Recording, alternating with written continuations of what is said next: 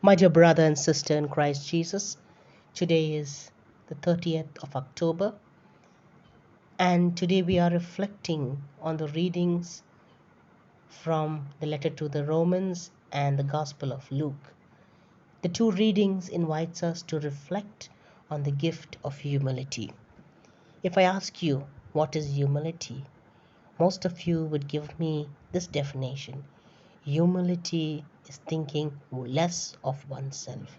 Well, that is true. But we need to go a step higher. Humility is not just thinking less of oneself, but thinking oneself less because he sees the other as great. And that's what St. Paul done in today's first reading. He sees the Gentiles a great nation, and that's why he's called the apostle to the Gentiles. And he says, God's gifts was given to Israel.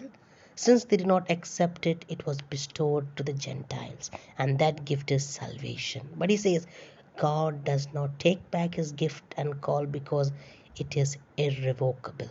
In the gospel, Jesus continues to instruct the people on the gift of being humble. He says, humility is not taking the first place, taking the prime position, taking the utmost important status in life, but it is giving the other the best. And the best example we have for humility is our Blessed Mother. Luke 1:46 we read, where she said, Lord has looked upon me, a humble servant. And this humble servant gave her consent to be the mother of Christ. And this humble servant went to meet Elizabeth. And this humble servant interceded at the wedding at Cana, John 2. And this humble servant walked with Jesus. And this humble servant even traveled to the cross. And finally, in Acts chapter 2, we see this humble servant gathered his disciples and they experienced the power of the Spirit at the first Pentecost. The best example also we have is Christ. Philippians 2:5-11 we read. St. Paul says he humbled himself so much that he became a servant for us. And today you and me as Christians, we are called to become servants to each other. We are called to be brothers and sisters to each other.